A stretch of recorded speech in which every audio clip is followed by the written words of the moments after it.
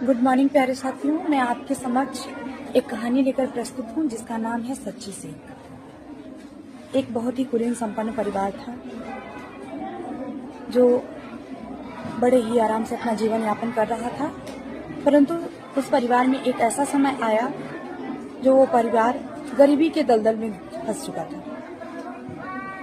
उनके घर में एक सहजन का पेड़ था।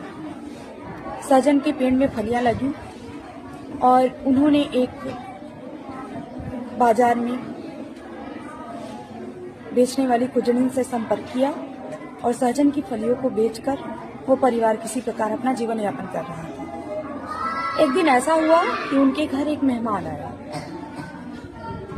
घर में मेहमान आए तो वो अपनी गरीबी को छिपाने के लिए मेहमान के साथ भोजन करने से मना आप कैसे करें, तो बहाने बनाते हैं।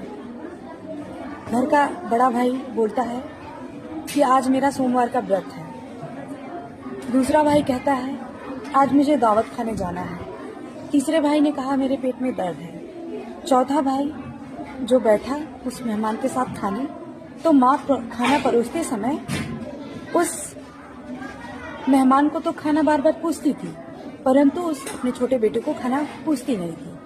इस प्रकार मेहमान उनकी गरीबी को भांप गया और मेहमान रात्रि को सोने के लिए जब बिस्तर पे गया तो सोने का केवल ढोंग कर रहा था। उसी दौरान रात के 10 बजे वो कुजड़िन आई और उसने क्या किया कि सहजन की फलियां खरीदने के लिए कही। बड़ा भाई बोला धीरे बोलो, हमारे पास मेहमान आया हुआ है। तो कुजड़िन आधे पौने दाम देकर सहजन खरीद ले गई। सहजन को बेचते समय अब वो बेचारा क्या करे, जितना वो दाम देती उतना ले लिया। यह बात मेहमान ने सुना और मेहमान सभी के सो जाने के बाद सहजन के पेड़ को धीरे से जड़ से काट गिराया और सुबह होते ही मेहमान अपने घर को चला गया। यह बात जब चारों भाई की माँ को पता चला तो उसके पैरों तले से जमीन निकल गई और वो बोली ये मेहमान था कि आफत था जो हमारे ऊपर विपत्ति का पेड़ गिरा करके चला गया। अब बड़े बेटे ने कहा कि माँ इस प्रकार से अब घर नहीं चलेगा, हमें जरूर कोई न कोई नौकरी करनी पड़ेगी।